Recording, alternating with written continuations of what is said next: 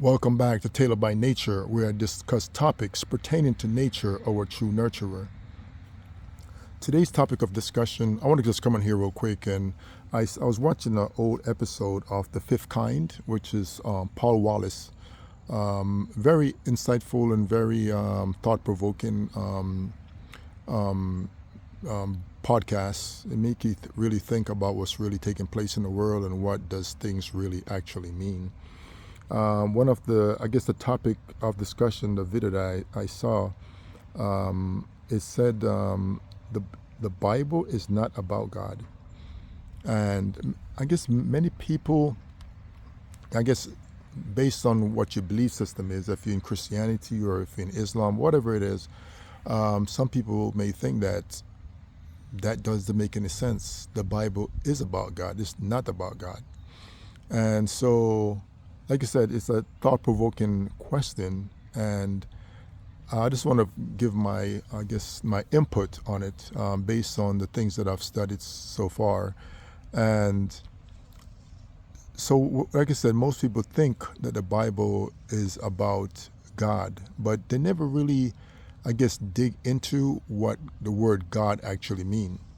So keep in mind that the Bible is a translation of a translation of a translation. And we're getting like the most watered down version of what was written was. And because we're getting the most watered down version, we have to take that in consideration as well. And but like I said, most people are, I guess they're not thinking that the Bible is the real Bible is sealed. What you're reading in English is not really what was written.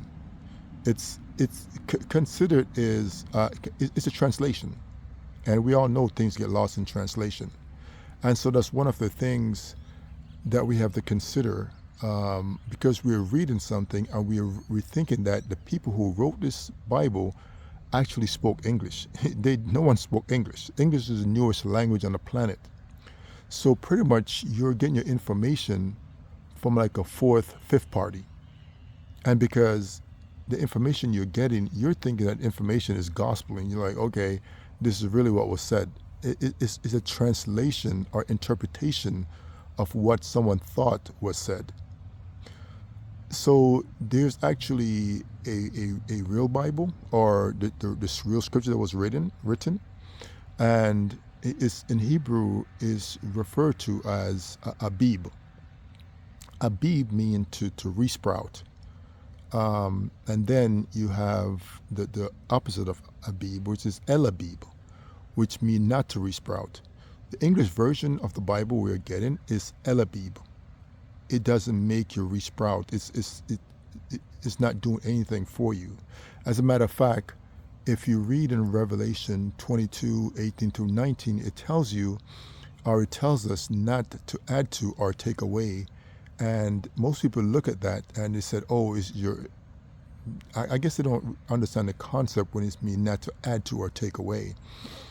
So remember, this is a translation. So in order to understand what add to mean, you have to go to the Hebrew lexicon and you look up the word add to, or you look up the word scribe. The word add to means to scribe.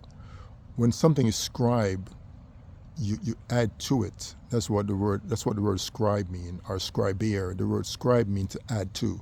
So when they translated the writing, they add to it. What did they add to it? They fill in the blanks kind of thing, because not everything translates.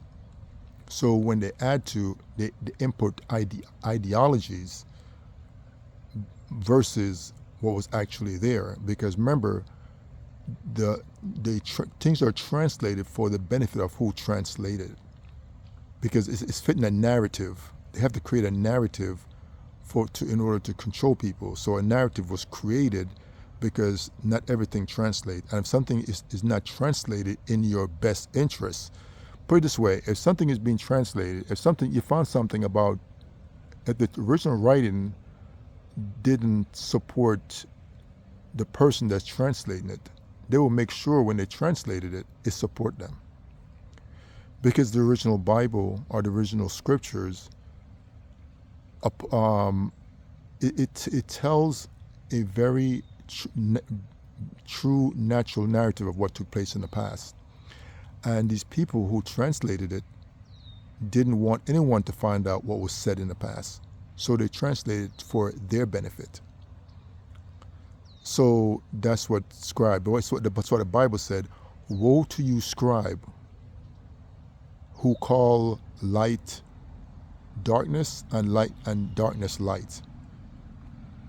So this was a woe. This person are not following the law. So like I said, it was a negative thing as far as people who does stuff like that change the narrative of things to fit their narrative. And then you look at this, so it tells you not to add to or take away. The word take away means to translate. So when things are translated, as you know, things get lost in translation. So it tells you two things. The original writing was not to be changed into any other tongue. And the reason why it tells you that is because if you change to another tongue, the meaning, its definition, everything's going to change. And because these things change, all the meaning and everything change.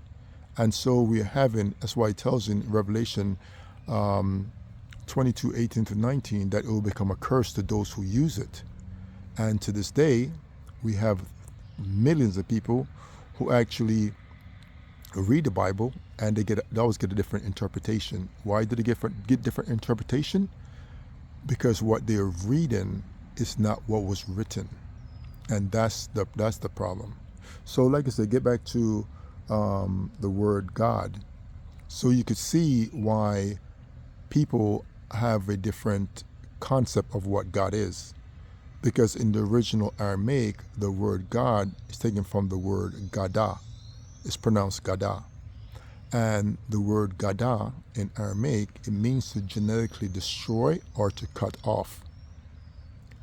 So, like I said, the English language opposes natural law. So if the original scripture, if it was written based on nature, based on our biology, remember, just want to bring this point in real quick.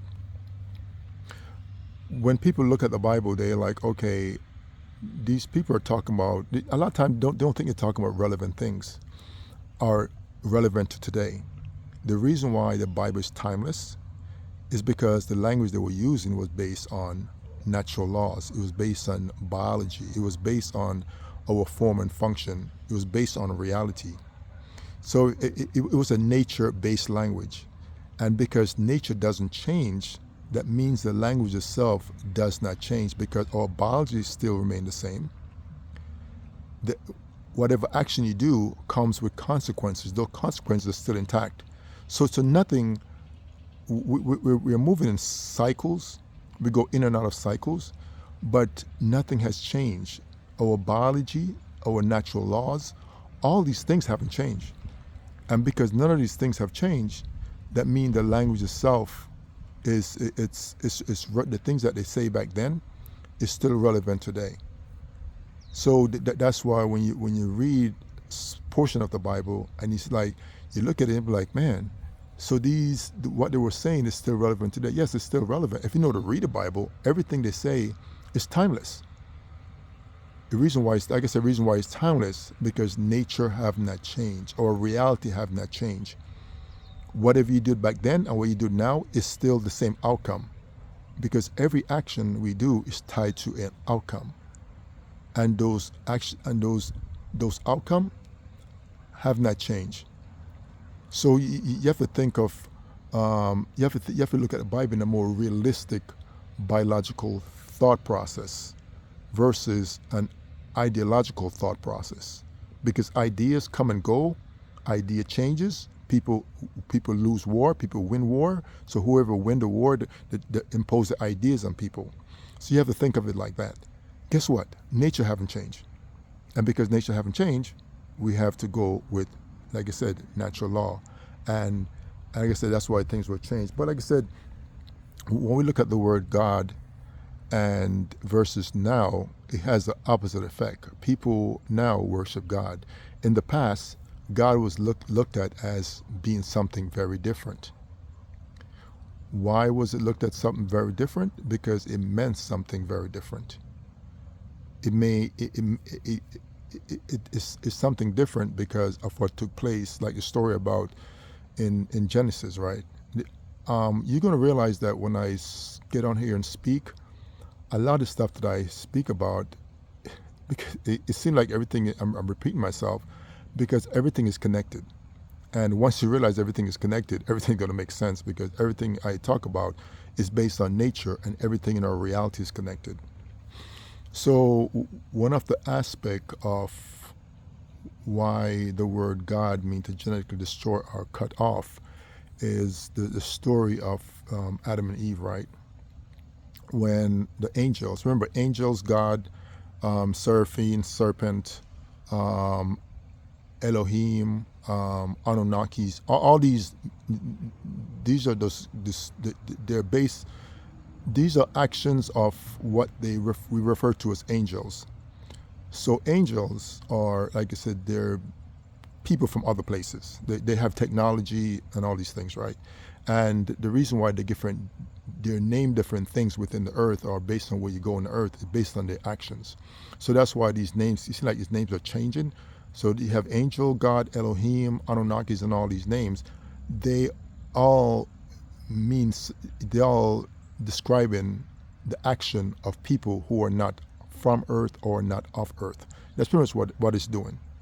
So don't get caught up in the name is just describing the action. That's what name does. So one of the reason why the name the God means to destroy or to cut off is what happened to Adam and Eve. So the angel, which they call him in the Bible, is anglicized as serpent or seraph, also is called God. Their interaction, they were told not to eat of the fruit of, they was told not to eat from a particular tree.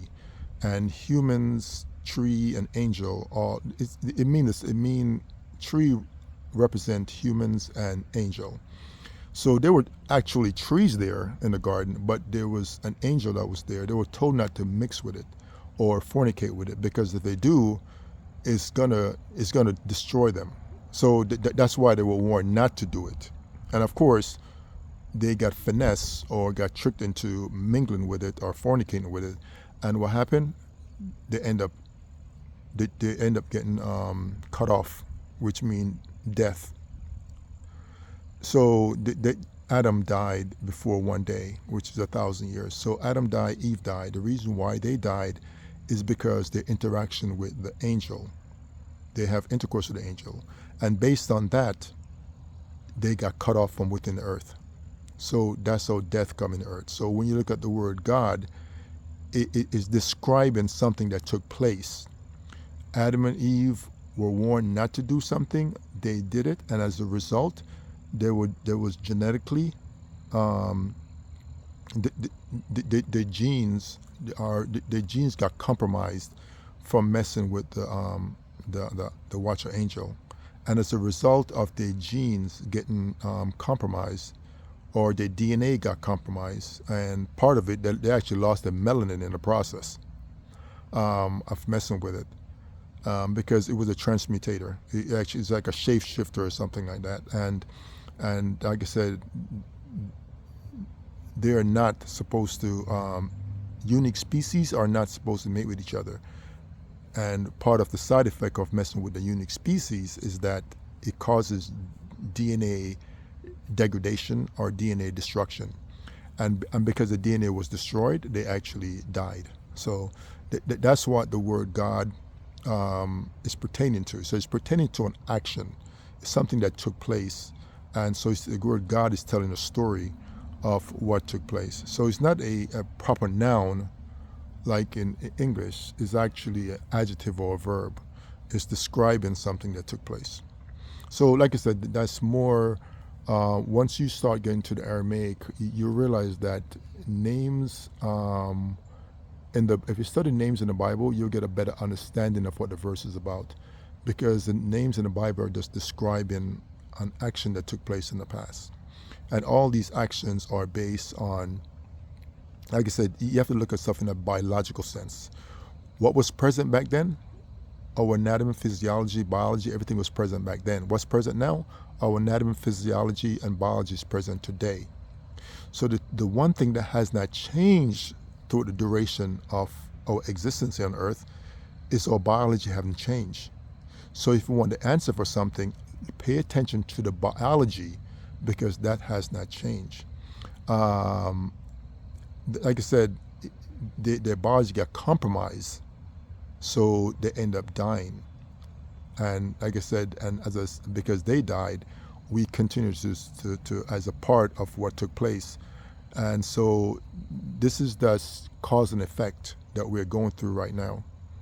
And this cause and effect is pretty much wreaking havoc on our, I would say wreak havoc. It's just, it's something that we have to go through. And of course, when this happened, Adam and Eve, they were very, those were regretful of what they did. And because they were regretful of what they did, they lamented. And even though they lamented about the whole process, the course, everything has to go through its course. Because, like I said, everything is based on cause and effect. And even though they lamented and they was very, I guess, upset of what took place, like I said, they were warned. And because they were warned, even though they're upset that they got tricked into fornicating with this angel, the seraph or angel, they got punished. And like I said, this is the world we live in. Cause and effect. To every action is an equal opposite reaction. So the serpent got punished, Adam and Eve got punished, and so we continue to live in the cycle because of what our parents did. So Adam and Eve, they did what they did, and today we go to the cycle of death because their action brought death into the earth. So that's my outlook, and for my understanding of the word God, which is pronounced Gada in the Aramaic, and what it means and stuff. So thanks for hanging out, and I hope you guys have a wonderful day.